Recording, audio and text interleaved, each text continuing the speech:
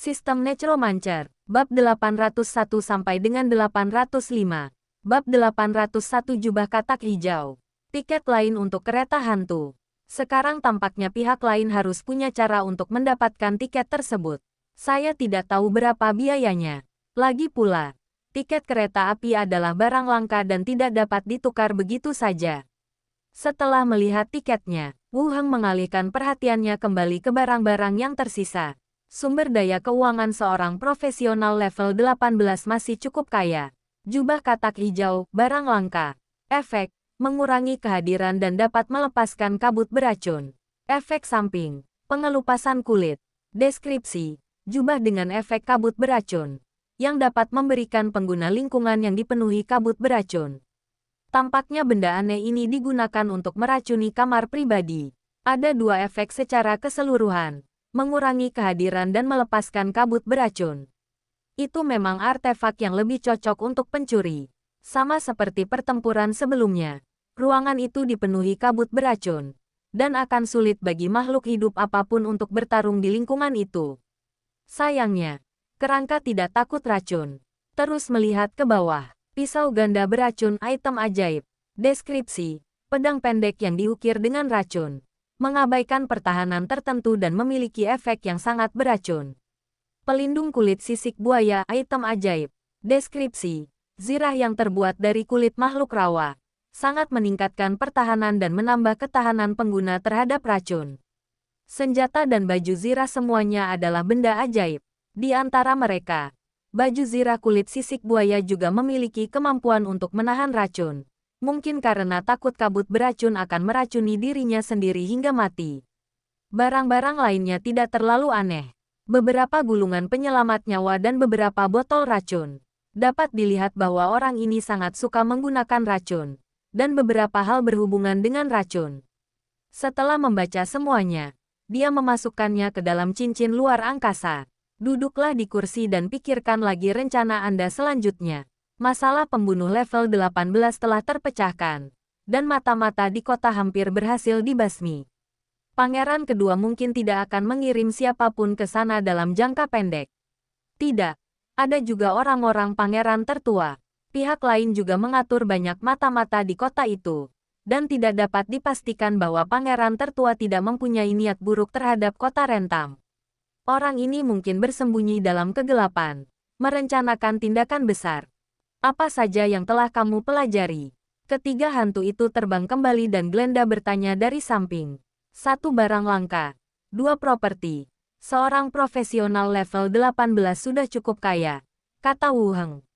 Glenda tersenyum dan berkata, sebenarnya, kamu bisa menarik lebih banyak lagi. Setelah kamu mendapatkan target eksperimen, kamu juga bisa mengirimkan banyak peralatan. Wu Heng menatapnya dengan heran. Apa maksud pepatah itu? Pemburu tingkat lanjut sering kali muncul sebagai mangsa. Dia berpikir untuk memancing orang itu dan kemudian membunuhnya. Lupakan saja. Sekarang pemain level 18 telah mati di sini. Pihak lain akan waspada. Jangan ambil risiko. Wu Heng langsung membantah pernyataan ini. Xiao Xiao berkata, Paman, kita sudah sampai. Apa yang Paman takutkan? Saya tidak takut. Saya bersikap tenang. Dia melengkungkan bibirnya sedikit. Wajahnya penuh ketidakpercayaan. Glenda kemudian bertanya, apa rencanamu untuk masa depan? Sekarang kita sudah tahu kira-kira lokasi pangeran kedua. Ayo kita ke sana dan lihat apakah kita bisa menyingkirkannya sekaligus. Wu Heng bersandar. Glenda berkata, saat kau bilang tenang, apakah maksudmu pergi dan membunuh pangeran kedua? Kami tidak takut pada musuh langsung sekarang. Begitu kami menemukannya, saya akan naik dan menembaknya dengan meriam elektromagnetik. Bahkan jika pemimpin tahta suci datang, dia tidak akan bisa menyelamatkannya, kata Wu Heng langsung. Dalam hal pertarungan, Wu Heng tidak takut dengan target langsung. Namun ada beberapa yang sulit untuk diidentifikasi dan menghadapi beberapa musuh dalam kegelapan. Saya takut suatu hari saya akan dibunuh. Atau ada benda aneh yang dapat membunuh saya secara langsung. Jadi, aku berencana mencari pangeran kedua. Setelah aku bisa mengidentifikasi targetnya, semuanya akan mudah. Glenda dan Bernie membelalakkan mata mereka. menyilangkan tangan dan mengangguk. Bergumam, paman masuk akal. Benny lalu bertanya, apakah ini akan mengganggu situasi terkini di kerajaan Yeko? Situasi mereka tidak ada hubungannya dengan kita, kata Wu Heng setelah berpikir sejenak. Xiao Xiao menindaklanjuti dan menyetujuinya. Benar sekali. Apa hubungannya dengan kita? Benny tak berdaya. Baiklah, aku tidak mengerti ini. Wu Heng memeriksa lagi kamera pengawas. Dan setelah memastikan tidak ada yang salah, ia berdiri dan berkata, ayo kembali. Waktunya makan malam. Ketiga hantu itu mengebor kembali ke dalam tubuh. Wu Heng membuka gerbang dan kembali langsung ke kota Lentang. Kembali ke istana Raja Kota. Makan malam sudah siap. Wu Heng merapikan segalanya. Lalu duduk di meja makan dan makan malam bersama. Hampir memenuhi perutku. Wu Heng bertanya. Tidak ada yang berubah di kota ini, kan? Tidak ada yang berubah. Pup itu pergi ke balai kota sore harinya dan memberinya sejumlah uang. Sekarang sudah buka kembali, jawab Wen Manxia.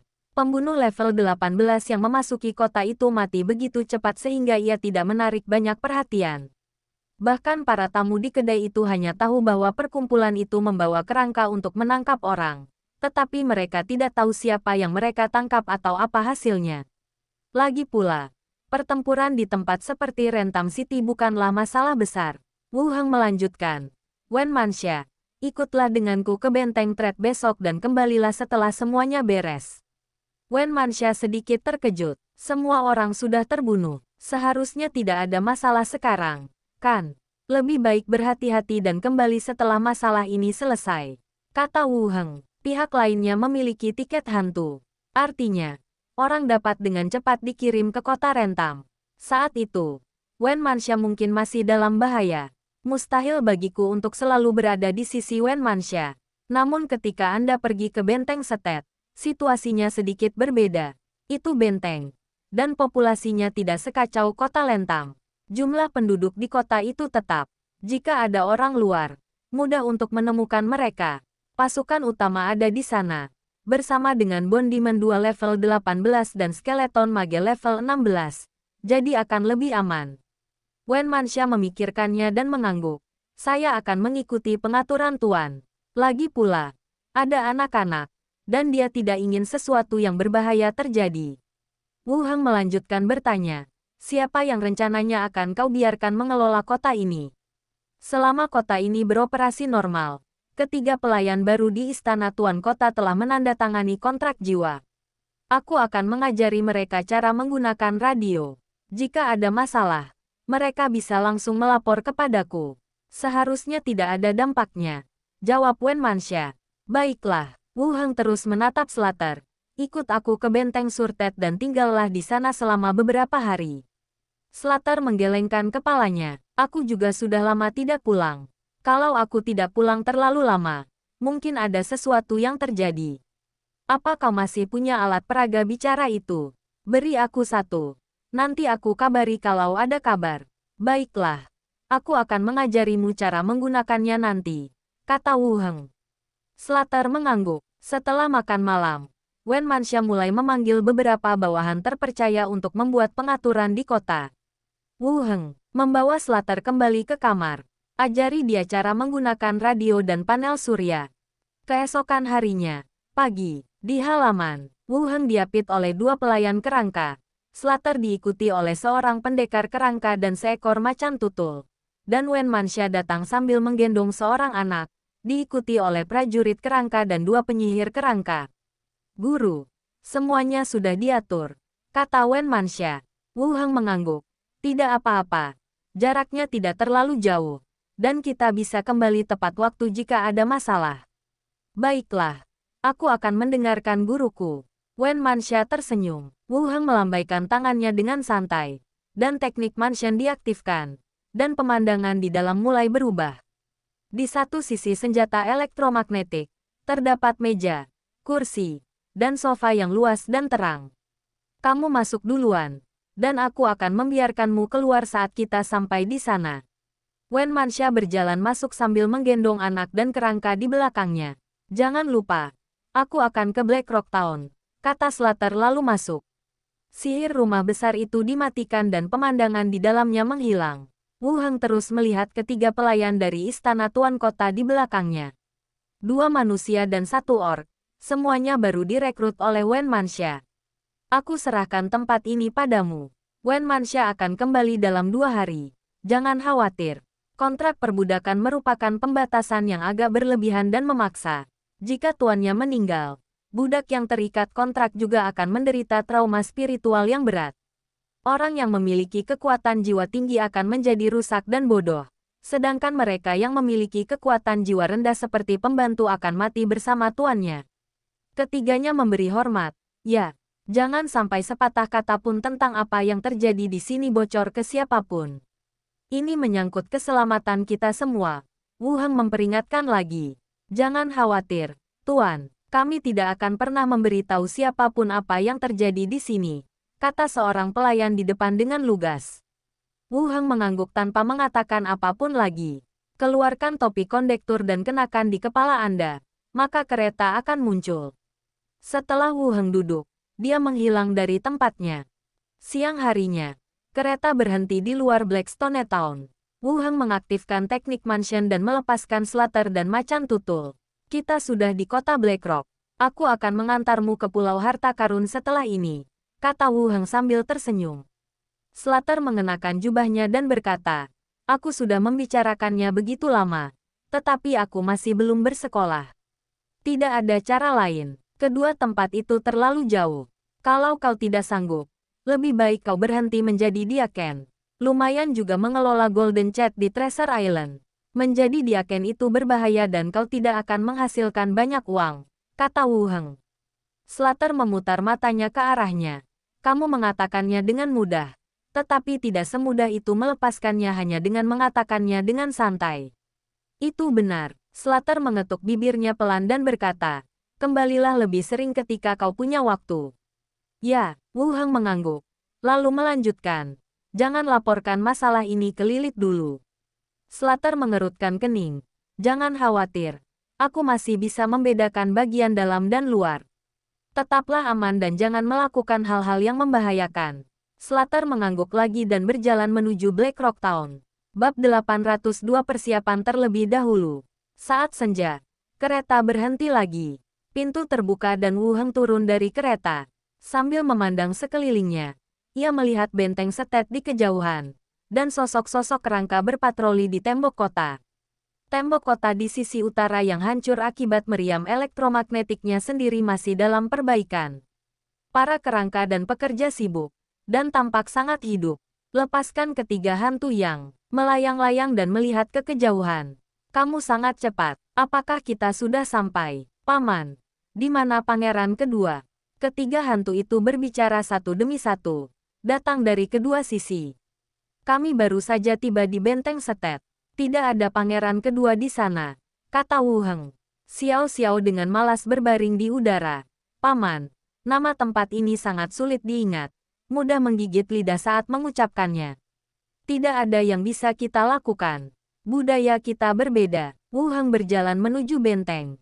Ganti namamu. Bagaimana kita mengubahnya? Bagaimana jika kereta hantu tidak mengenalinya setelah kita mengubahnya? Kita tetap harus mengingat nama aslinya. Benar sekali, kata Xiao Xiao setuju. Wu Heng tersenyum dan berkata, bantu aku memeriksa benteng untuk mencari musuh. Bagus. Ketiga hantu itu mengangguk, mendiskusikan arah pengintaian, dan langsung terbang keluar. Wu Heng mengenakan topeng untuk mengubah penampilannya dan mempercepat langkahnya memasuki kota. Masuki benteng, orang-orang terlihat berhamburan di jalan. Toko-toko dan kedai minuman di sepanjang jalan sudah mulai buka, dan peron sementara telah didirikan di beberapa persimpangan dan area pusat. Ada seorang penyair yang membacakan keras-keras proklamasi yang dikeluarkan oleh kota Rentam. Hampir tidak ada seorang pun yang mendengarkan, dan orang-orang yang lewat bersikap seolah-olah mereka tidak melihat apa-apa. Pendudukan itu berlangsung cukup lama, dan penduduk kota tahu apa yang dikatakan. Singkatnya, kota itu tampaknya telah mendapatkan kembali popularitasnya. Tidak lagi seperti kota mati seperti saat pertama kali diduduki. Saya berjalan berkeliling dan melihat-lihat, tetapi saya masih belum sampai di pusatnya. Ketiga hantu itu terbang kembali satu demi satu. Wu Heng berada jauh dari tempat orang-orang itu berada. Ia mendengar suara hantu di telinganya. Wu Heng, aku menemukan beberapa orang di sini. 5 di antaranya sekitar level 8. Paman, aku juga punya di sini. Lalu terdengar suara Glenda. Ada sedikit lagi di luar kota, di selatan. Kami bisa memastikan mereka semua pengintai dari kerajaan Yeko, sedang mengumpulkan intelijen. Seperti yang diharapkan, kerajaan Yeko sedang mengincar benteng itu. Hal ini tidak mengherankan. Sama seperti ketika dua pasukan gencatan senjata, mereka juga mengatur orang-orang untuk saling mengawasi. Wu Heng berpikir sejenak dan berkata, bersihkan. Bagus. Ketiga hantu itu setuju dan terbang keluar lagi. Wu Heng terus bergerak maju. Seberangi jalan dan berjalanlah ke rumah komandan di area pusat. Rumah komandan dijaga oleh para kerangka. Ketika ia memasuki aula, orang pertama yang dilihatnya adalah iblis tulang nomor 2 yang mengenakan gaun panjang dan topi wanita berenda di kepalanya. Melihat Wu Heng masuk, dia berdiri dan membungkuk sedikit. Ada pula seorang penyihir kerangka berjubah penyihir yang duduk tak jauh dari situ. Wu Heng mengangguk dan bertanya, di mana Hartel? Bone Demon nomor 2 menunjuk ke lokasi di lantai atas. Wu Heng naik ke atas dan melihat ke arah ruangan yang dijaga oleh kerangka itu. Ia mengetuk pintu pelan, dan setelah mendengar jawaban, ia membuka pintu dan masuk. Hartel, yang duduk di belakang meja, mendongak. Alisnya berkerut di balik kacamata berbingkai hitamnya. Siapa Anda? Wu Heng meraih ke belakang telinganya dan melepas topengnya, memperlihatkan wajah aslinya. Tuan, teriak Hartel sambil berdiri dan memberi hormat. Ya, Wen Manxia juga ada di sini. Wu Heng menyalakan teknik Mansion, dan Wen Manxia keluar bersama penyihir kerangka, menggendong anak itu. Nyonya, Hartel memberi hormat lagi. Wen Manxia mengangguk, melihat sekeliling, dan berkata sambil tersenyum, tempatmu bagus, tidak lebih buruk dari rumah tuan kota. Kalau Nyonya suka, silakan tinggal di sini agar saya bisa melayani Anda. Kata Hartel sambil tersenyum. Wen Manxia tidak menjawab, ia duduk dan bertanya, bagaimana rasanya mengelola kota sendirian? Saya mengerti betapa sulitnya bagi Anda, Nyonya. Pada saat ini, anak dalam gendongannya mengoceh dan mengulurkan tangannya ke arah Hartel. Wen Manxia menyerahkan anak itu padanya dan berkata, dia juga merindukanmu. Hartel menerima anak itu sambil tersenyum dan membujuknya dengan lembut. Nona tampaknya sudah dewasa. Anak-anak tumbuh dengan cepat. Bagaimana keadaan bentengnya? Wu Heng duduk di samping. Hartel menggendong anak itu dan melanjutkan. Tembok utara masih diperbaiki. Dan semuanya di kota telah kembali normal. Semakin banyak mata-mata di luar. Jangan khawatirkan mata-mata itu. Seseorang sudah mengurusnya. Kau bisa meminta seseorang untuk membawa mayatnya kembali, kata Wu Heng. Hartel tampak agak bingung. Apakah mereka membawa bala bantuan? Di luar benteng, benteng itu diselimuti kabut tipis. Para penjaga dan pencuri dengan kostum berbeda berjongkok, berlindung di balik rerumputan dan pepohonan, menatap benteng di kejauhan.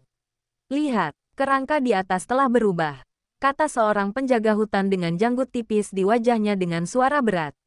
Yang lainnya memandang ke depan dan melihat jumlah kerangka mulai meningkat di tembok kota yang tinggi dan tebal. Seharusnya jumlah kerangka di kota bertambah, dan jumlah pertahanan juga bertambah. Orang lain juga membiarkan monster itu terbang ke langit dan memandangi tembok dari kejauhan. Kata penjaga berjanggut, kerangka-kerangka itu tidak punya jadwal rotasi. Jadi kita tidak akan menemukan apapun jika kita tetap di sini. Selama kita bisa menyusun kembali pengerahan pasukan di dalam, lalu merebut kembali benteng, kita akan mencapai prestasi yang luar biasa. Si janggut pendek mendengus dan berkata sambil tersenyum, kalau sudah waktunya, aku akan membuat wanita itu membayar harganya. Dia pengkhianat kemanusiaan, dan aku pasti akan. Sebelum dia bisa menyelesaikan kata-katanya, dia mendengar suara ranting mati diinjak dan dipatahkan. Lihat ke samping. Saat dia memperhatikan, temannya di sampingnya tiba-tiba menoleh, dan disertai suara keras tulang yang bergesekan satu sama lain. Dia berbalik 180 derajat kembali ke depan. Tubuhnya jatuh ke tanah dan binatang jinak itu pun jatuh ke samping. Klik gelombang klik. Suara tulang yang bergesekan satu sama lain terdengar silih berganti. Para penyelidik di sekitar satu persatu lehernya dipatahkan dan jatuh ke tanah. Brengsek, serangan musuh. Lari, klik gelombang. Pria berjanggut itu berhenti berbicara. Melihat sekeliling. Lalu jatuh ke tanah. Di kejauhan, gerbang benteng terbuka. Sejumlah besar kerangka bergegas keluar dari tembok kota. Mereka berjalan ke semak-semak dan menyeret mayat-mayat itu kembali ke benteng. Rumah komandan. Hartel bergegas kembali dari luar sambil membawa kerangka itu. Dia berkata langsung, "Tuan, Nyonya, semua orang di luar sudah mati." Penyihir kerangka telah memilih beberapa orang untuk menginterogasi mayat-mayat itu. Setelah mengumpulkan informasi, mata-mata itu akan dikirim ke kota distrik Kai. Kota distrik Kai, Hartel menjelaskan. Jika tentara terus menyerang Linceng di selatan, kota berikutnya adalah kota Kaiku. Mayat itu juga mengatakan bahwa kota Kaiku telah mengumpulkan banyak pasukan dan membangun garis pertahanan untuk menghentikan pasukan kerangka. Wu Heng mengangguk untuk menunjukkan bahwa dia mengerti. Lalu bertanya, "Apakah Anda punya informasi tentang pangeran kedua?" "Tidak. Mereka hanya tim pengintai dan mereka tidak mendapatkan informasi apapun terkait hal ini." Hartel menggelengkan kepalanya. Wu Heng mengangguk. "Tidak apa-apa. Tidak perlu memberi tahu siapapun tentang kedatanganku dan Wen Manxia ke sini. Aku punya rencana sendiri untuk masa depan." "Ya, Tuan. Kalian ngobrol saja. Aku akan ke atas untuk istirahat sebentar." Wu Heng langsung naik ke atas. Kembali ke ruang belajar. Hanya Wen Manxia dan Hartel yang tersisa. Terus berbicara tentang urusan kota Rentang. Duduk di ruang belajar dan menunggu sebentar. 3 hantu juga terbang kembali dari luar. Semua mata-mata di sekitar disingkirkan. Dan kota diperiksa. Tetapi tidak ditemukan apapun yang mencurigakan. Wu Heng meminta hantu itu untuk kembali terlebih dahulu dan membuka gerbang menuju dunia zombie. Di sisi lain adalah ruang pemantauan. Wu Heng meminta kerangka yang duduk di kursi untuk memperbesar sel tempat pencuri level 18 berada. Di dalam kamera, luka-luka pencuri itu sudah agak pulih. Tidak seperti ekspresi sekarat yang dia tunjukkan kemarin. Orang-orang dari dunia lain, karena profesi dan tingkatan mereka, memiliki kondisi fisik yang jauh lebih baik daripada orang-orang di dunia ini. Wu Heng juga ingin tahu akan jadi apa dia nantinya. Apakah ini akan memberikan kejutan pada diriku?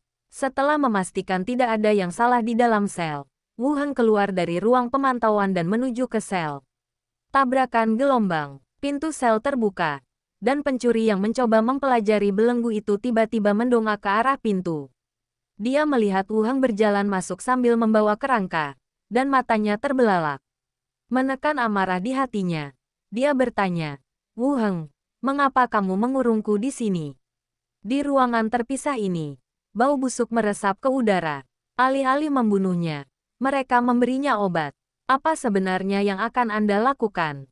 Di rumah Panglima, Hartel memegang mainan itu di tangannya dan mendengar suara bayi tertawa di depannya. Wen Manxia duduk di samping, minum teh, dan berkata lembut, "Hartel, wanita, bersiaplah dan temani tuan bersamaku malam ini."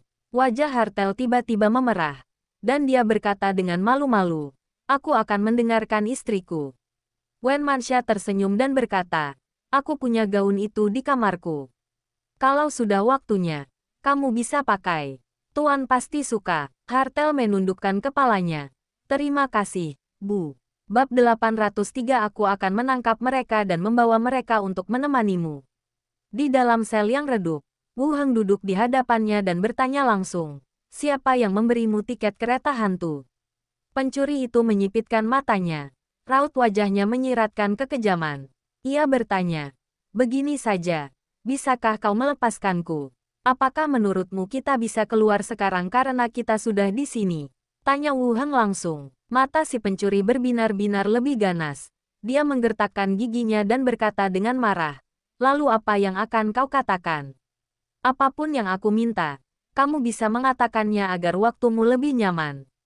"Hehehe gelombang." Si pencuri menyeringai. Matanya terpaku ke sisi ini. Jatuh ke tangan ahli nujum. "Bagaimana bisa kau bilang nyaman? Aku akan bunuh diri agar kau tidak bisa melakukan eksperimen itu." Aku tahu sihir kebangkitan. Aku bisa menyelamatkannya. Suara pencuri itu tiba-tiba terdiam, dan matanya menjadi merah.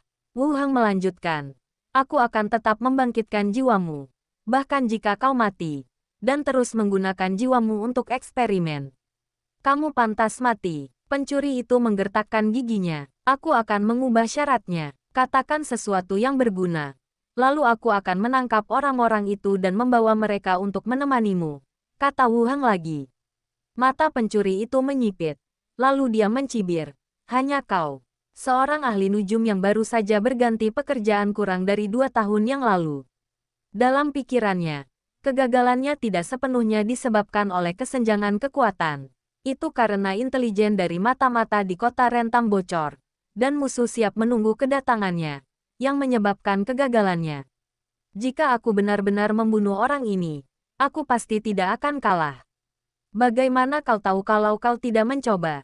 Mereka memberimu informasi yang salah dan membuatmu tertangkap. Mereka pantas makan dan minum.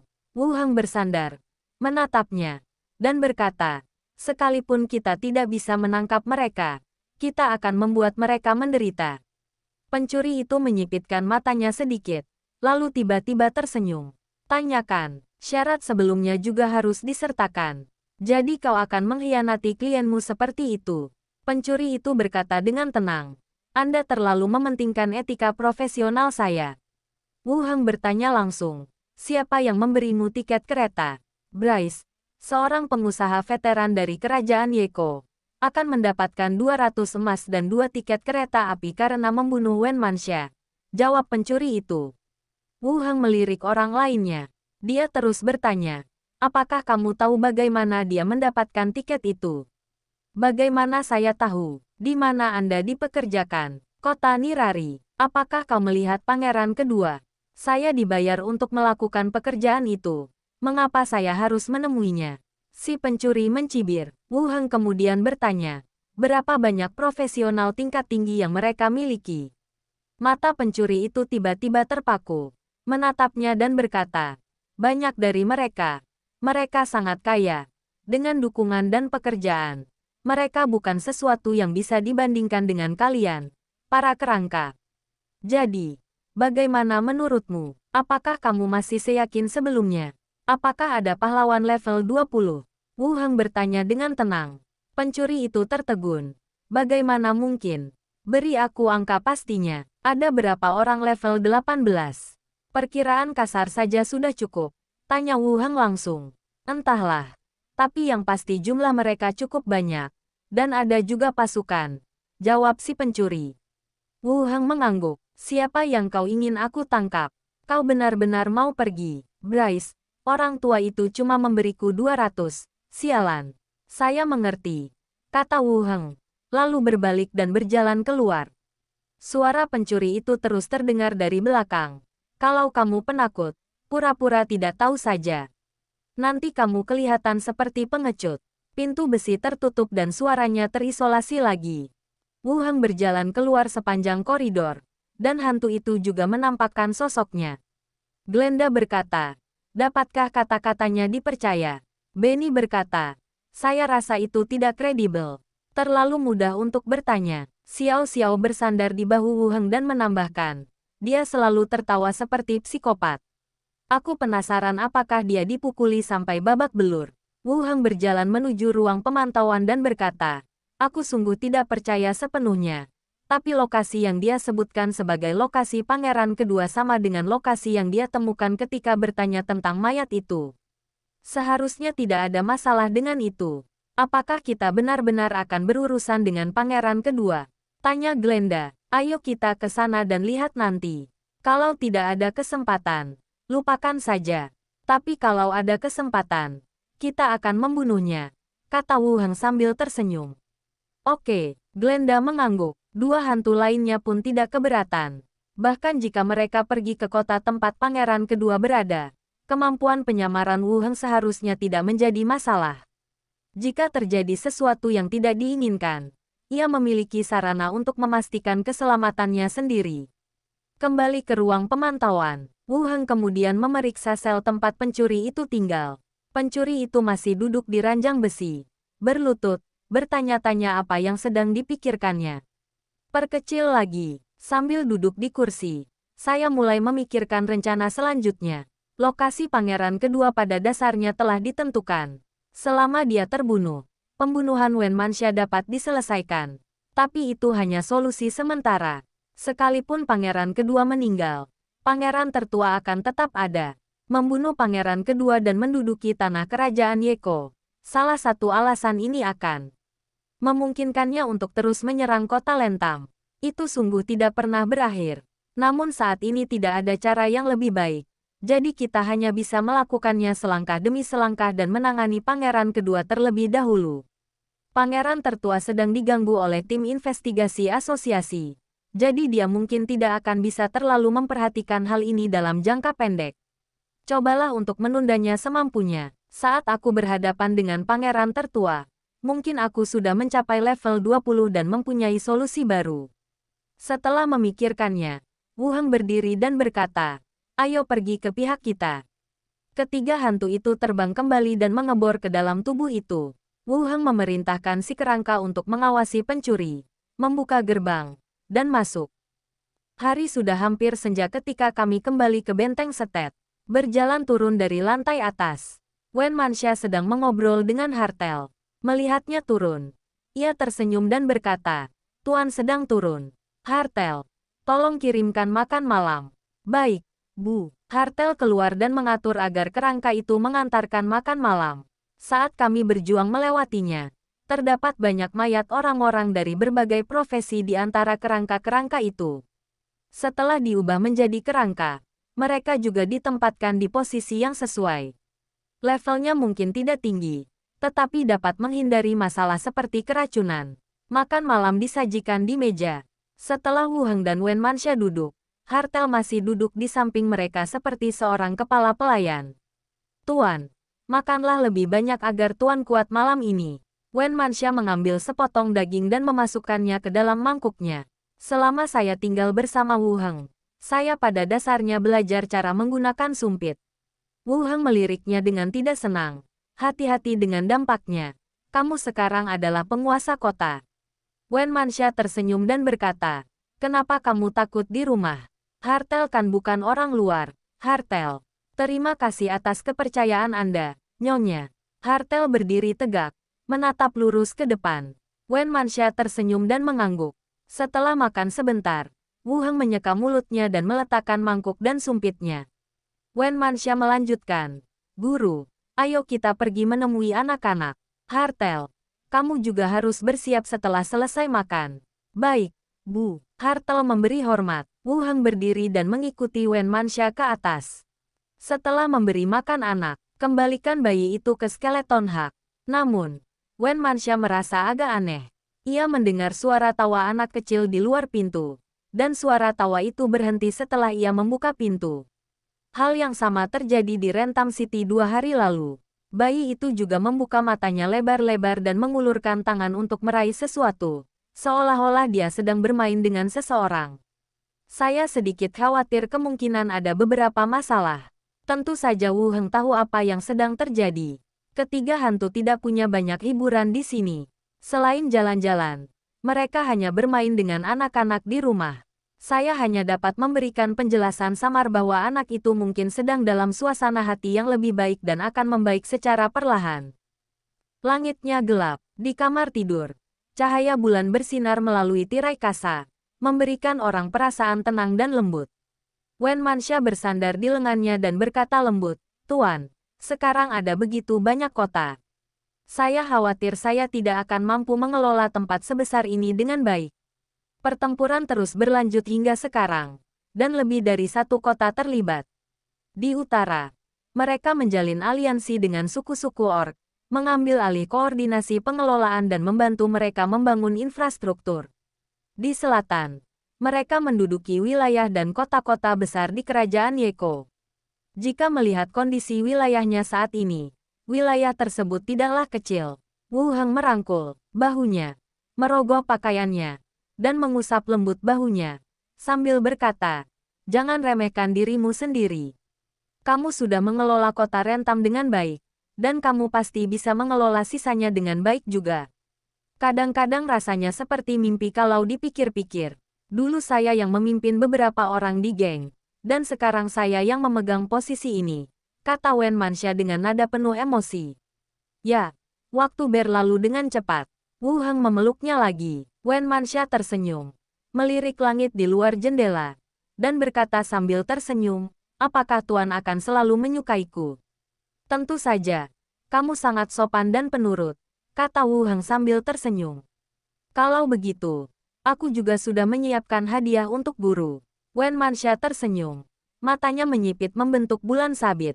Wu Heng mengangkat alisnya, memberi isyarat bahwa dia boleh memulai. Wen Manxia duduk sedikit dan memanggil ke arah pintu. Hartel, masuklah.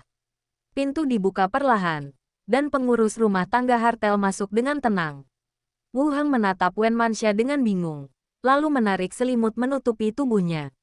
Rambut panjang Hartel yang berwarna coklat diikat, dan dia mengenakan jepit rambut telinga kucing hitam di kepalanya dan kacamata berbingkai hitam khasnya.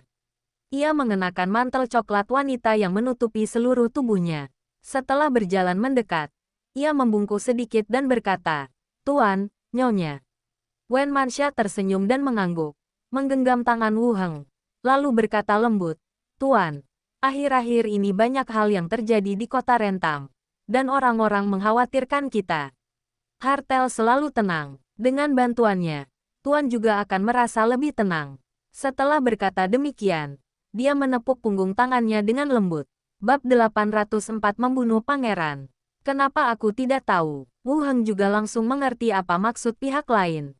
Dia telah menyebutkan kedatangan Hartel untuk menemaninya terakhir kali dia berada di kota Rentam.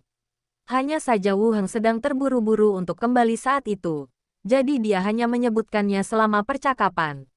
Melihat Wu Heng tidak mengatakan apa-apa, Wen Manxia tersenyum dan berkata, "Hartel, kamu tidak seksi." Hartel mengangguk kecil, membuka kancing mantelnya satu persatu, dan perlahan membuka kerahnya, memperlihatkan kulitnya yang putih dan halus. Kemudian mantelnya terlepas, memperlihatkan Hartel mengenakan pakaian dalam yang berani. Korset hitam itu melekat lembut di kulitnya, menonjolkan garis pinggangnya yang ramping. Puncak kembar yang megah itu terangkat tinggi, dengan berlian imitasi yang berkilauan tergantung di puncaknya, bersinar terang di bawah lampu. Tubuh bagian bawah masih terbuat dari kain sederhana, dengan pita hitam diikatkan di sekitar kaki. Hartel menundukkan kepalanya, seperti seekor kucing yang pemalu dan menawan. Wen Manxia menatapnya dan juga mengamati Wu Heng, dengan senyum di matanya. Lalu berkata lembut, "Jangan lepas kacamatamu. Tuanmu suka penampilanmu saat memakai kacamata." Hartel yang ingin melepas kacamatanya, memakainya kembali dan tetap berdiri. "Berkelilinglah dan biarkan tuanmu melihatnya dengan jelas." Hartel berdiri diam dan perlahan berbalik. Berlian imitasi di tubuhnya bergoyang sedikit. Wen Manxia tersenyum dan bertanya, "Guru, apakah Anda masih menyukainya?" Tanpa menunggu jawaban Wu Heng, Wen Manxia tiba-tiba berkata, "Sepertinya dia sangat menyukainya."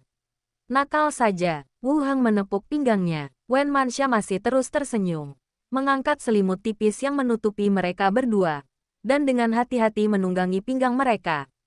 Dia melirik Hartel yang masih berdiri tak bergerak, lalu berkata lembut, "Hartel, kemarilah dan tunggu sebentar." "Baik, Bu," jawab Hartel sambil menopang bahu Wen Manxia dari belakang.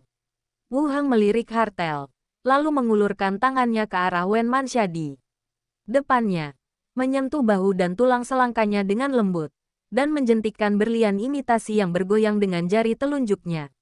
Tubuh Hartel gemetar dan wajahnya makin merah. Wu Heng terus menyentuh pipi orang itu. Hartel memiringkan kepalanya dan meletakkan tangannya di telapak tangan orang itu. Matanya bergerak-gerak.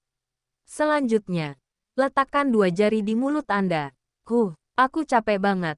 "Hartel, peluk aku sebentar." Wen Manxia menghela napas berat dan bersandar di pelukan Hartel. Hartel tersenyum dan berkata, "Santai saja, Bu. Malam ini panjang." Wen Manxia bergumam, memiringkan kepalanya, dan bertanya, "Dibandingkan dengan suamimu, bagaimana rupa Tuan?" Hartel melirik sekilas dan berkata, "Nyonya diberkati." Kota Nilali, malam itu bagai tinta tebal, menutupi seluruh rumah besar itu. Beberapa obor terang berkelap-kelip di dinding, berusaha semaksimal mungkin memantulkan lingkaran cahaya kecil. Kudengar Yang Mulia telah memerintahkan wajib militer lagi. Kurasa kita tidak akan merasa damai selama beberapa hari. Seorang prajurit bersandar di dinding dan berkata pelan. Rekan di sampingnya mengangguk dan berkata, "Ya, tapi aku tidak tahu apakah harus melawan kota Rentam atau kota kerajaan. Kuharap itu kerangka-kerangka itu. Mungkin ada mantan rekan di kota kerajaan. Jika tidak ada kekacauan di dalam, kerangka-kerangka terkutuk itu tidak akan berarti apa-apa." Keduanya mengobrol dengan suara pelan. Ketika tiba-tiba salah satu dari mereka melihat ke arah tembok kota dan mengerutkan kening. Siapa itu? Hah, gelombang. Detik berikutnya, sosok yang terlihat itu berubah menjadi kabut abu-abu yang bergulung-gulung dan menyerbu ke arah dinding. Para penjaga tembok kota semuanya menyadari ada yang tidak beres. Dan sebelum bel alarm berbunyi, salah satu dari mereka telah menghunus pedangnya dan menebas kabut abu-abu itu. Kabut abu-abu itu langsung menghilang dalam sekejap, lalu berkumpul kembali dan berubah menjadi seorang wanita jangkung di dinding. "Sialan! Tembak!" teriak kapten pengawal itu. "Kau tak tahu apa itu kematian." Wanita itu mencibir, dan gumpalan kabut abu-abu tebal keluar dari mulutnya. Dalam sekejap mata, ia berubah menjadi sekawanan elang dan binatang buas, menerkam semua orang di depannya. Teriakan dan jeritan pembunuhan terdengar, dan lebih banyak bayangan gelap melompat ke tembok kota dari luar dan mendarat tanpa suara. "Apakah kalian sudah menemukan keberadaan pangeran kedua?" tanya seseorang. Sosok berjubah hitam mengencangkan tongkat kayunya dan berkata, "Kita belum menemukan targetnya. Serang ke arah rumah besar di tengah dan kau akan menemukannya secara alami." "Itu solusinya." Pria terkemuka itu setuju sambil tersenyum dan berkata langsung, "Masuk dan bunuh mereka." Orang-orang yang tersisa semuanya melewati para penjaga yang sedang bertarung melawan kabut abu-abu, menyebar seperti citah yang mencari makanan, dan menyerbu ke dalam rumah besar itu.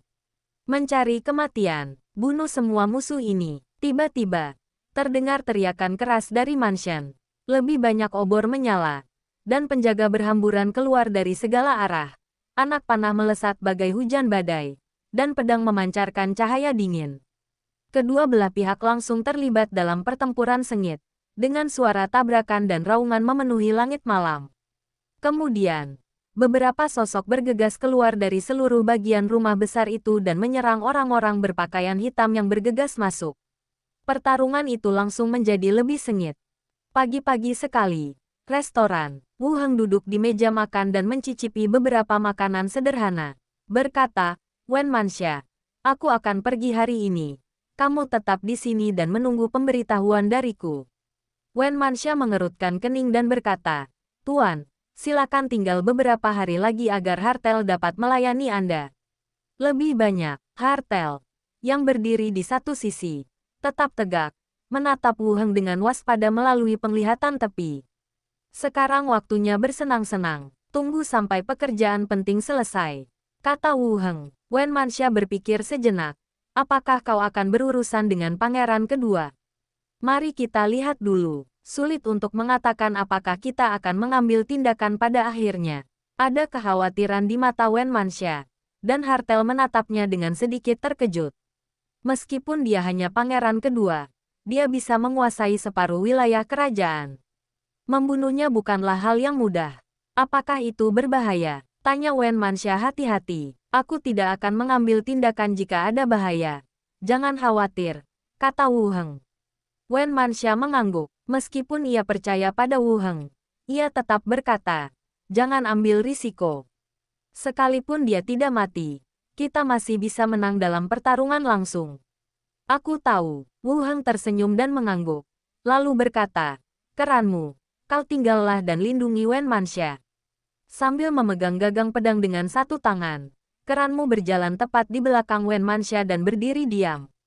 Mata Wen Manxia dipenuhi keraguan. "Tuan, saya tidak ada urusan di sini.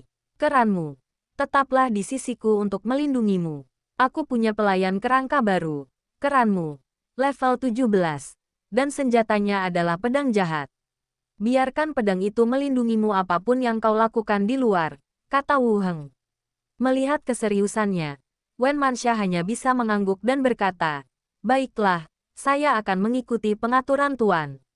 Setelah makan malam, Wu Heng terus memberi mereka berdua beberapa instruksi.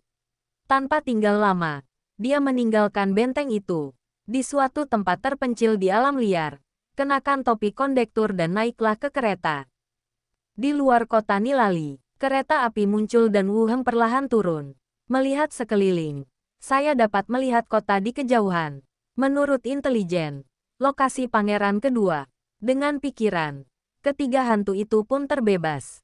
Mengambang di udara, Glenda terbang ke langit dan melirik ke arah kota. Sepertinya ini kota tempat pangeran kedua berada. Banyak penjaga tembok dan gerbang adalah profesional tingkat tinggi. Wu Heng mengenakan topeng dan berubah wujud menjadi seorang nelayan. Mereka level berapa? Level 10. Dengan beberapa level 15 di antaranya. Lanjut Granda. Wu Heng mengerutkan kening. Menggunakan orang-orang seperti itu untuk menjaga tembok kota. Penanganannya memang berbeda. Ayo, kita menyelinap ke kota dan melihat-lihat. Wu Heng berjalan menuruni tangga. Ketiga hantu itu menghilang dan mengikutinya dari belakang sambil mengobrol dengan suara pelan. Saat mereka mendekati gerbang kota, Wu Heng merasa ada sesuatu yang salah. Sebuah pos pemeriksaan telah didirikan agak jauh dari gerbang kota, dan para penjaga melakukan pemeriksaan yang cermat. Kerumunan itu membentuk barisan tipis dan panjang, dan banyak orang mengeluh dengan suara pelan. Wu Heng, para penjaga sedang menggeledah semua orang, memeriksa saku dan paket. Sepertinya mereka sedang memeriksa barang-barang simpanan. Penny terbang kembali dan berbicara. Tahukah kamu aku akan datang? Pemeriksaan yang sangat rinci. Tahukah kamu kenapa? Tanya Wu Heng dengan suara rendah. Benny berkata, sepertinya ada sesuatu yang terjadi di kota. Mereka sedang menangkap buronan itu. Sesuatu terjadi di kota itu. Tetapi itu tidak ada hubungannya denganku. Xiao Xiao bertanya, Paman, apakah kamu ingin langsung masuk saja? Mari kita lihat situasinya dulu. Wu Heng melihat sekeliling, lalu mengubah arah dan menuju hutan di satu sisi. Ia lalu berkata, Benny, carilah sudut kota yang lebih luas. Oke, Benny setuju dan terbang keluar dengan cepat. Tidak lama kemudian, ia terbang kembali dengan cepat, masuk ke dalam tubuh dan bagikan adegan tadi. Melalui layar bersama, Wu Heng melihat rute yang diambil Benny dan ruang terbuka yang dipilihnya. Dia melepaskan teleportasi. Lingkaran sihir itu perlahan terbentuk, dan tubuhnya menghilang. Ketika penglihatannya kembali, dia sudah berada di ruang terbuka yang dipilih Benny. Tiga hantu terbang masuk dari luar. Wah, ternyata bisa dipakai seperti ini. Seru Xiao Xiao. Itu baru saja terlintas di pikiranku. Wu Heng tersenyum dan melanjutkan. Glenda dan Benny, pergilah ke kota untuk memeriksa situasi dan melihat di mana pasukan dan para profesional tingkat tinggi berada.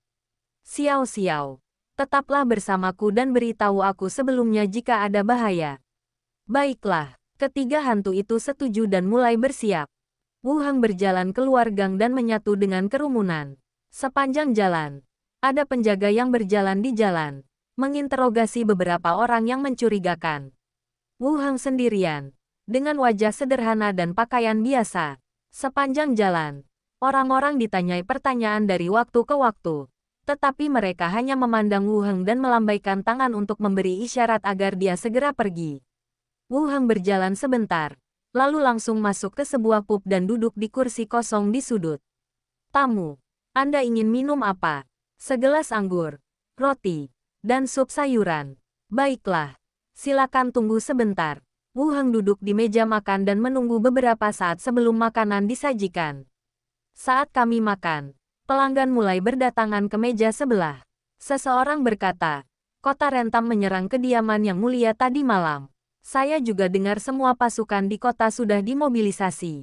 Ini pemandangan yang luar biasa. Bagaimana akhirnya? Apalagi yang bisa kita lakukan? Pasti ada profesional tingkat tinggi di sekitar yang mulia.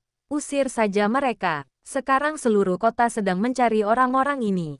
Mayat hidup terkutuk ini. Wu Heng mendengarkan dan berhenti sejenak sambil merobek roti. Kota ini berada dalam darurat militer dan pencarian sedang dilakukan satu persatu. Apakah mereka mencoba menangkap orang-orang dari kota Rentam? dan masuk ke rumah pangeran. Brengsek, siapa yang bilang? Bab 805 rumah besar itu palsu.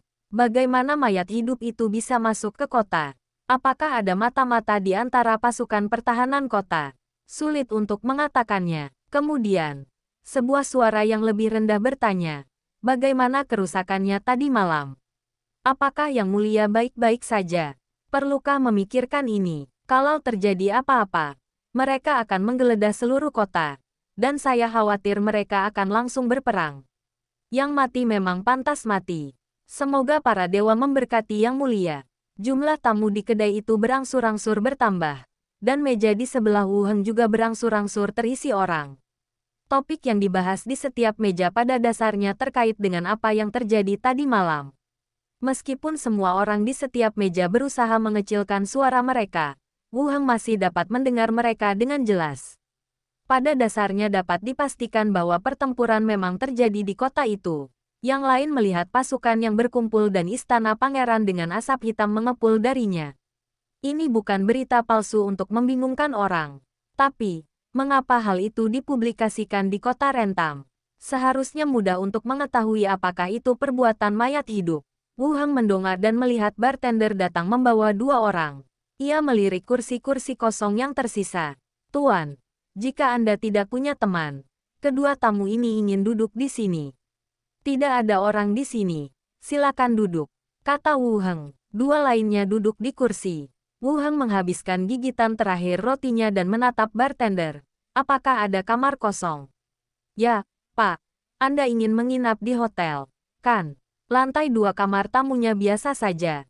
Dan lantai 3 agak lebih bagus, kata bartender itu langsung. Saya ingin kamar di lantai 2. Di sisi dalam. Aku akan membawamu ke sana. Keduanya naik ke atas bersama-sama. Kedua orang yang baru saja duduk, melihat Wu Heng pergi atas inisiatifnya sendiri, mulai mengobrol dengan suara pelan tentang serangan terhadap rumah pangeran. Naik ke lantai 2. Wu Heng melihat-lihat dan membayar biaya kamar, lalu langsung memesannya. Bartender mengambil uang itu, berkata dia tidak akan mengganggu tamu, lalu menutup pintu. Ruangan itu sangat sederhana. Ada meja bundar di tengah dan tempat tidur di dalam. Jendela di satu sisi menghadap ke jalan. Wu Heng duduk di meja bundar. Dan Glenda dan Benny, yang telah keluar untuk pengintaian, muncul di sampingnya. Bagaimana? Tanya Wu Heng. Benny berbicara lebih dulu. Saya pergi ke tempat tentara ditempatkan di kota. Level tertinggi adalah 18. Dan ada juga beberapa profesional di level 15. Glenda melanjutkan. Saya pergi ke istana pangeran di area pusat. Ada banyak pasukan yang ditempatkan di sana. Saya melihat 3 profesional level 18. Wu Heng langsung mengerutkan kening. Begitu saya datang ke sini, saya menemukan 4 profesional level 18.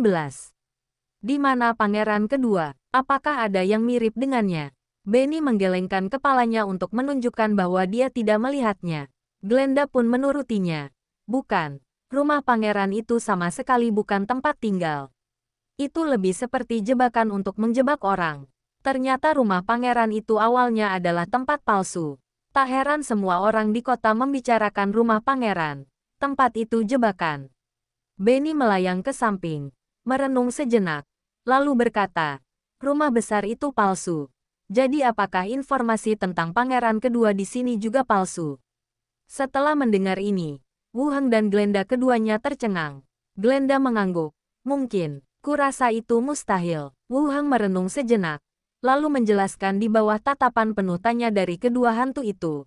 Jumlah pasukan dan profesional level 18 yang bisa ia mobilisasi terbatas, dan pasukan utamanya terkonsentrasi di sini. Ia pasti ada di kota ini. Jika ia ada di luar dan beritanya bocor, ia akan mati. Ada profesi eksplorasi di dunia ini. Nabi dapat mengetahui lokasi seseorang melalui benda-benda. Aku tidak punya apapun yang pernah digunakan pangeran kedua, tapi pangeran tertua juga tidak memilikinya. Oleh karena itu, mustahil untuk menggunakan kekuatan tempur utama untuk memasang jebakan, terutama dalam pertempuran dengan kota Rentam. Tidak ada profesional level 18 yang digunakan. Ini cukup membuktikan bahwa kekuatan tempur di tangannya tidak memadai. Kemungkinan dia bersembunyi di tempat lain bahkan lebih kecil. Wu Heng melanjutkan. Rumah besar itu pasti palsu. Tapi dia bersembunyi di tempat lain di kota ini. Analisismu masuk akal. Setelah mendengar ini, Glenda pun setuju dengan pernyataan tersebut. Penny melanjutkan. Jadi, langkah kita selanjutnya adalah mencarinya di seluruh kota. Kota ini cukup besar. Seluruh kota sedang waspada sekarang. Jadi lebih sulit menemukannya. Glenda juga sedikit tak berdaya. Wu Heng tidak berkata apa-apa. Setelah berpikir sejenak, ia berkata, jangan terburu-buru. Kita lihat saja apakah ada yang mencurigakan. Selama dia masih di kota, cepat atau lambat kita akan menemukannya. Kalau begitu aku akan keluar dan melihatnya, kata Benny, lalu terbang keluar lagi tanpa terlihat. Glenda melirik Benny sambil pergi, lalu berkata kepada Wu Heng, hati-hati. Mungkin ada beberapa alat eksplorasi di kota ini. Kalau ada bahaya, keluar dulu. Baiklah, aku akan memperhatikannya, kata Wu Heng sambil tersenyum. Glenda mengangguk dan terbang keluar juga. Kedua hantu itu pergi. Wu Heng mengeluarkan seperangkat spray baru dan membentangkannya di atas tempat tidur. Terdengar suara di luar jendela. Saya berdiri di dekat jendela dan melihat keluar, lalu melihat tim patroli berjalan di jalan dan mulai mengusir beberapa warga yang masih berkeliaran, bersiap untuk jam malam. Paman, cepatlah menyamar. Bos datang bersama pengawalnya, kata Xiao Xiao dengan tergesa-gesa, terbang kembali dari luar. Wu Heng mendengarkan dengan saksama dan mendengar langkah kaki serta suara datang dari koridor di luar pintu. Dia mengeluarkan topengnya dan memakainya, lalu meletakkan cincin luar angkasa ke lengannya dan bertanya, apa yang sedang kamu periksa? Saya bertanya apakah ada orang luar, dan bos menjawab ya. Jadi dia membawa mereka, kata Xiao Xiao. Bang gelombang, terdengar suara teredam dan pintu terbuka lebar. Tim patroli berseragam langsung masuk dan memeriksa situasi di ruangan tersebut. Kapten terdepan melirik ke sekeliling ruangan dan bertanya dengan dingin. Satu orang, apa yang sedang kamu lakukan di kota? Saya dengar Yang Mulia sedang merekrut tentara. Jadi saya ingin datang dan mencari karir. Kaptennya menatapnya dari atas ke bawah. Kau tahu bagaimana memilih waktu. Apa kau tentara bayaran? Wu Heng berkata. Saya telah menjadi pemburu selama beberapa tahun. Jadi saya memiliki kekuatan. Dan, sang kapten mencibir. Mereka yang mati adalah mereka yang memiliki kekuatan. Pada saat ini, orang lain yang baru saja menggeledah ruangan itu berkata, Kapten, tidak ada apa-apa. Kapten itu mengangguk, memberi isyarat agar mereka pergi, dan berkata kepada Wu Heng, jangan berkeliaran. Baiklah, Wu Heng mengangguk. Semua penjaga pergi. Pemilik hotel masuk, dengan ekspresi meminta maaf di wajahnya. Maaf, tamu, kami memeriksa sekali atau 2 kali sehari. Bagus, pemilik hotel tersenyum. Membantunya menutup pintu, dan terus mengusir para penjaga. Paman, mereka sudah pergi ke pub sebelah. Xiao Xiao terbang kembali. Yah, pemeriksaan di kota ini sangat ketat. Wu Heng menggantungkan tirai dan melepas topengnya. Paman, apakah mereka akan datang lagi? Tanya Xiao Xiao lagi. Periksa saja orang luar di kedai. 1 pemeriksaan saja sudah cukup, jawab Wu Heng. Xiao Xiao melayang dan berkata, oh, kalau begitu aku masih perlu menonton dari luar. Tidak, jika ada bahaya, harap segera beritahu saya. Baiklah, Paman, berikan aku tabletnya agar aku bisa menonton kartun di malam hari, kata Xiao Xiao. Wu Heng menyerahkan tablet itu kepada Xiao Xiao, membuka teknik mansion, mencucinya, lalu keluar dan berbaring di tempat tidur. Sambil menatap langit-langit, aku memikirkan rencanaku. Seseorang menyerang kediaman pangeran tadi malam, membuat seluruh kota waspada, yang juga menghambat tindakannya sendiri. Pembunuhnya haruslah orang kepercayaan pangeran tertua. Mengapa Anda harus mengiklankan bahwa itu dari Rentam City? Semua kesalahan ada padaku. Tarik napas dalam-dalam dan letakkan lengan Anda di belakang kepala. Rencana selanjutnya adalah mencari lokasi pangeran kedua. Kita tidak bisa begitu saja membuka gerbang dan berperang dengan seluruh kota. Lagi pula, rencana awalnya adalah membunuh pangeran kedua secara diam-diam. dan mengandalkan para kerangka untuk membantai kota. Saat itu, asosiasi dan tahta suci akan datang menimbulkan masalah bagiku. Jika hantu tidak dapat menemukan satu sama lain, mereka dapat bertanya pada kedua mayat. Atau jika ada item yang digunakan oleh pangeran kedua, gunakan liontin pelacak untuk menemukan lokasinya.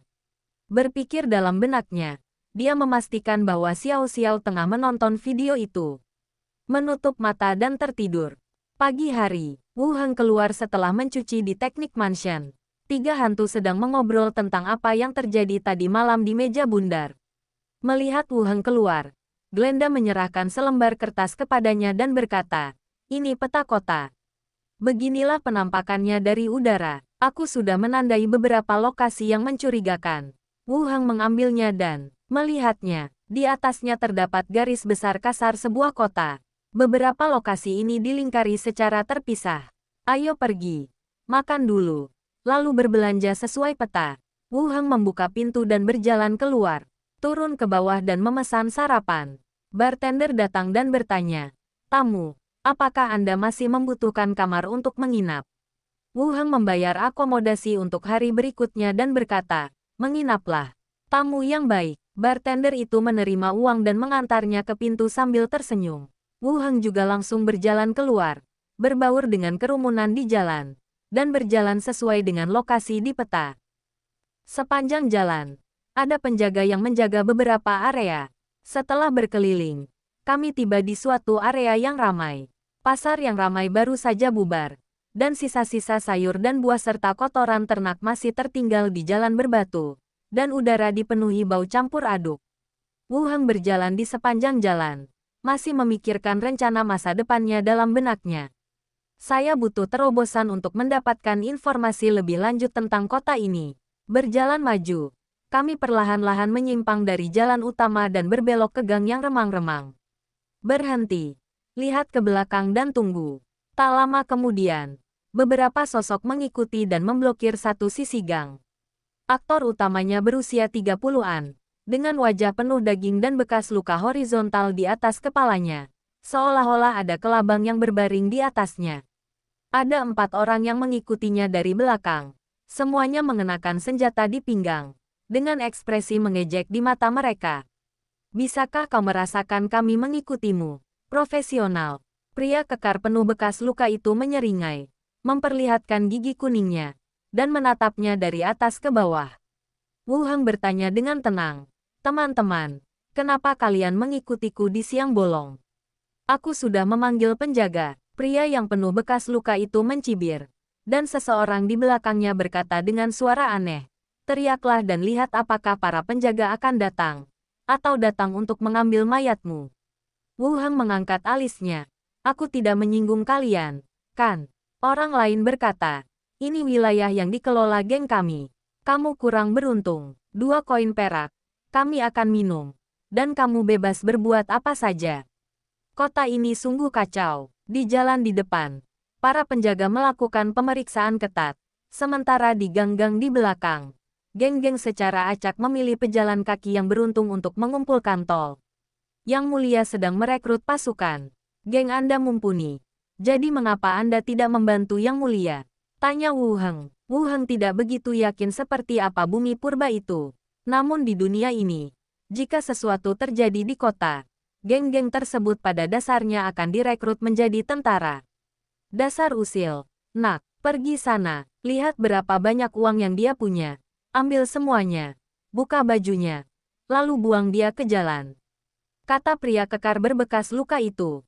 Di belakangnya, seseorang datang ke arahnya dengan seringai menakutkan di wajahnya dan tongkat kayu di tangannya.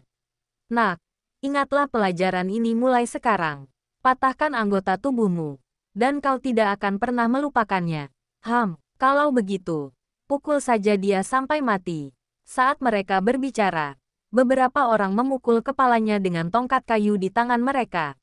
Wu Heng menggenggam tongkat kayu itu dengan satu tangan, menghadapi ketidakpercayaan pihak lain. Bang bang bang gelombang. Setelah suara palu keras, semua orang jatuh ke tanah. Pria berbekas luka di kejauhan tiba-tiba mengubah ekspresinya. Kau boleh pergi sekarang. Kami di geng angin merah menghormati yang kuat. Setelah berkata demikian, dia berbalik dan ingin melarikan diri. Detik berikutnya, tubuhnya membeku di tempat. Lalu dia mundur selangkah demi selangkah kembali ke kedalaman gang. Bang gelombang, tongkat yang patah itu, mengenai lehernya. Tulang lehernya patah. Kepalanya terkulai tidak wajar ke satu sisi. Dan kemudian tubuhnya terjatuh. Dasar pencuri kecil, kata Xiao Xiao. Penny berkata, tidak ada orang di sekitar. Wu Heng menggunakan talk to the dead pada mayat Scar, dan mayat itu pun duduk kembali. Kepalanya masih tertunduk ke satu sisi, tetapi matanya terbuka dan melihat ke sini. Wu Heng bertanya, mengapa kamu tidak direkrut menjadi tentara? Mayat itu menjawab, kota ini membutuhkan kami untuk membantu mengelola beberapa area dan menangani hal-hal yang tidak memungkinkan militer untuk campur tangan. Wu Heng kemudian bertanya, siapakah orang yang membunuh rumah pangeran? Pembunuh dari kota Rentam. Tampaknya dunia luar percaya bahwa itu adalah pembunuh dari kota Rentam. Kesalahan telah ditimpakan padanya. Di mana pangeran kedua? Di kediaman pangeran. Setelah 3 pertanyaan, pada dasarnya tidak ada informasi berguna yang diperoleh. Orang-orang ini semuanya adalah anggota geng di kota. Jadi sulit untuk mendapatkan informasi berguna dari mereka. Wu Heng berpikir sejenak, lalu bertanya, siapa pemimpinmu? Sid, di mana dia? Itu di markas geng di belakang. 5 pertanyaan telah selesai dan tubuhnya tergeletak di tanah. Wu Heng berkata kepada hantu di sampingnya, Benny, pergilah melihat ke halaman. Baiklah, Benny setuju dan terbang keluar. Wu Heng mengeluarkan cincin antariksanya, menggulung mayat, dan menyimpan semuanya. Wu Heng selesai membersihkan tempat kejadian. Benny juga terbang kembali dari luar dan berkata, 2 profesional di sekitar lantai 5 ada di aula, dan seorang profesional level 10 sedang menghitung uang di ruangan itu. Dia pasti ketua geng, biarkan aku melihat tempatnya dulu. Lalu kita langsung masuk, kata Wu Heng. Benny masuk ke dalam tubuh dan membagikan gambarnya. Jaraknya tidak jauh. Setelah Wu Heng menentukan posisinya, sebuah lingkaran sihir muncul dari bawah kakinya. Detik berikutnya, dia muncul di sebuah halaman. Siapa? Bagaimana kamu? 2 orang yang sedang minum teh di aula segera menyadari kemunculan Wu Heng yang tiba-tiba. Begitu mereka membuka mulut untuk berbicara, tubuh mereka membeku di tempat. Terdengar suara klik gelombang klik. Dia langsung mematahkan lehernya. Tak lama kemudian, sesosok tubuh bergegas keluar dari dalam sambil memegang pisau panjang. Ia melirik mayat di tanah dan sosok yang berjalan ke arahnya, lalu hendak berbicara. Tubuhnya menegang, klik gelombang, terdengar suara tulang patah dan leher terpelintir menjadi simpul. Tidak masalah, kata Xiao Xiao bersemangat. 3 hantu juga muncul dari udara. Ketika hantu membunuh profesional tingkat rendah, rasanya seperti serangan pengurangan dimensionalitas. Itu tidak benar. Untuk profesi apapun, membunuh mereka di level 20 adalah serangan pengurangan dimensi. Wu Heng menatap pemimpin geng yang tergeletak di tanah. Langsung lepaskan bicara pada yang mati. Mayat itu duduk lagi dan melihat ke sini. Di mana pangeran kedua? Mayat itu menjawab, kediaman pangeran.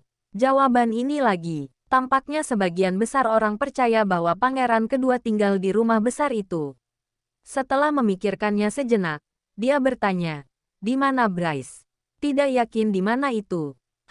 Dia kenal Bryce. Nama Bryce disarankan oleh pencuri tingkat 18 yang ditangkapnya. Dia mengatakan bahwa orang ini memberinya 2 tiket kereta api dan menyawanya untuk membunuh Wen Manxia. Siapa dia? Dia adalah seorang profesional level 18, yang bertanggung jawab atas pekerjaan intelijen di kota. Bukan seorang pengusaha. Pencuri itu menipu dirinya sendiri. Di luar kota, di sebuah rumah kayu, sosok tua berjalan kembali dari luar. Di dalam rumah kayu itu, banyak mata memandang, dan salah satu dari mereka bertanya, bagaimana? Kota ini berada di bawah darurat militer penuh, dan akan sulit untuk masuk lagi dalam waktu dekat, kata sosok tua itu. Di mana pangeran kedua? Bisakah kau menemukannya? Tidak ada jejak yang ditemukan. Orang tua itu duduk di samping. Sosok yang bertanya itu tetap diam. Pandangannya kembali terfokus ke sudut. Viola. Apakah profesimu dapat menemukannya? Saya tahu Nabi mampu.